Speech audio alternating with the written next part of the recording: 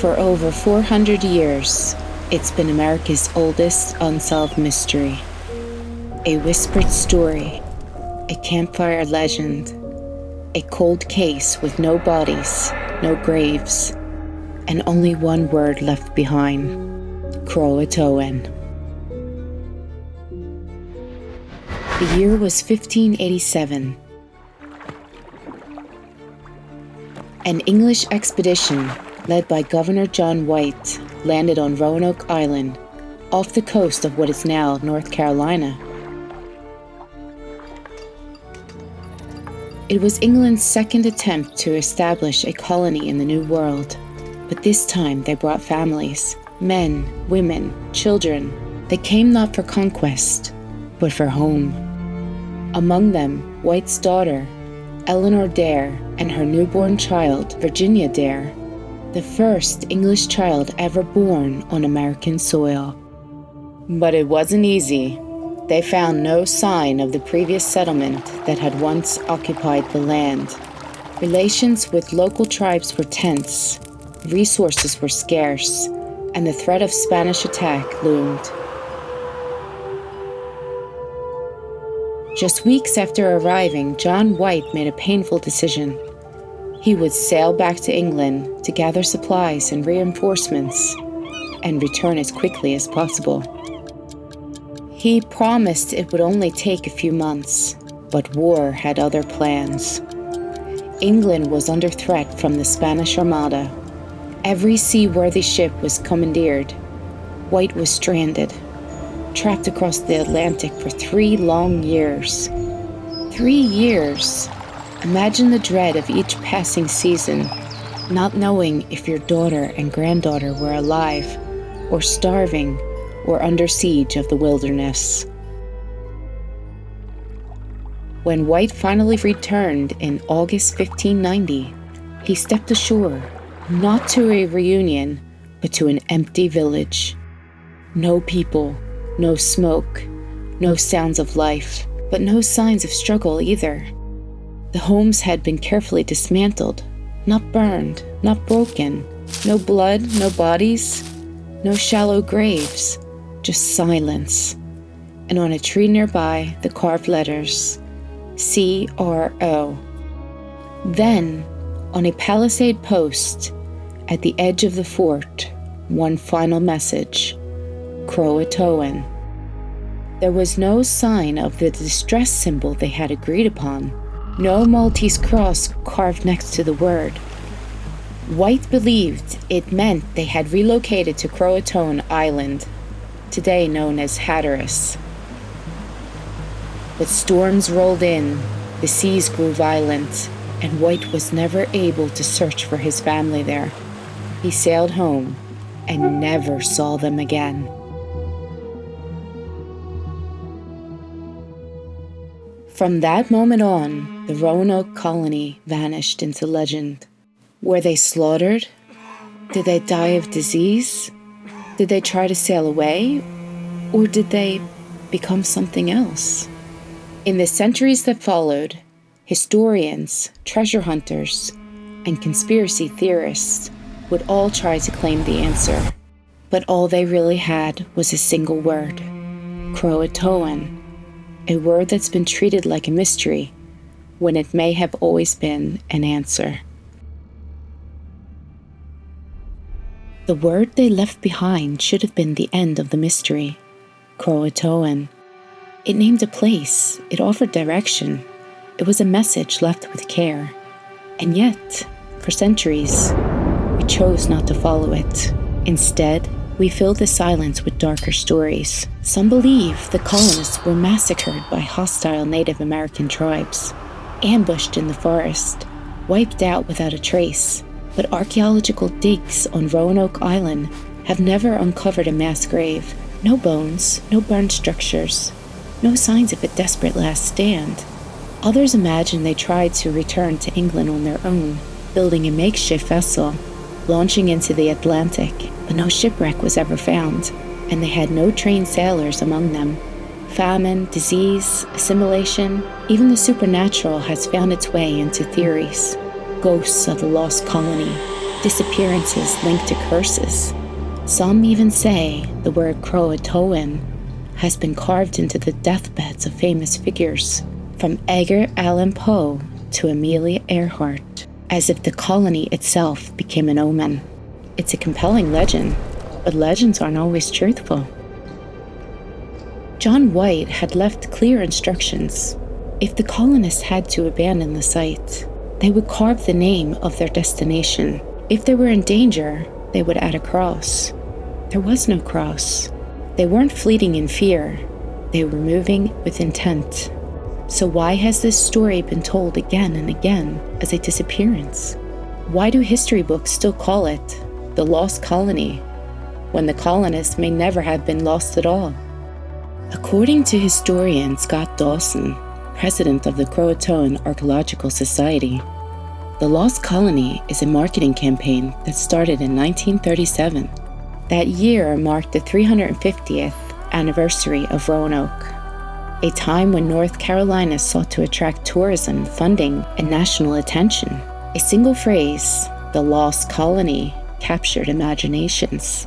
It painted the settlers as victims, swallowed by an unforgiving wilderness. But it wasn't history, it was branding. And in the process, the real story was buried. A quieter story, not annihilation, of cultures meeting, not clashing, of survival, not as conquerors, but as guests in a land already inhabited, already alive. As the myth of the lost colony grew louder, the voices of those who had always lived there, the indigenous people of the Outer Banks, grew fainter.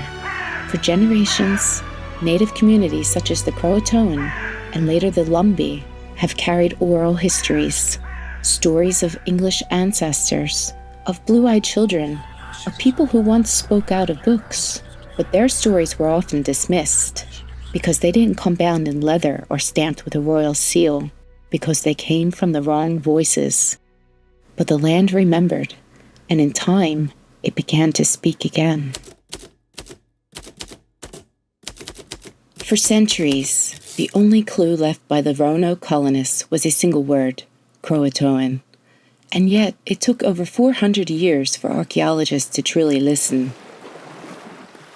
About 50 miles south of Roanoke Island lies Hatteras Island, once known as Croatoan, a narrow stretch of land shaped by wind, sand, and memory.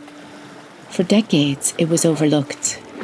But quietly, a handful of researchers began to dig, not for gold, not for treasure, but for traces of life.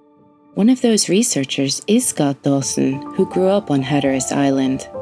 With help from archaeologist Dr. Mark Horton of the University of Bristol, Dawson formed the Croatoan Archaeological Society and began the slow, meticulous work of excavation.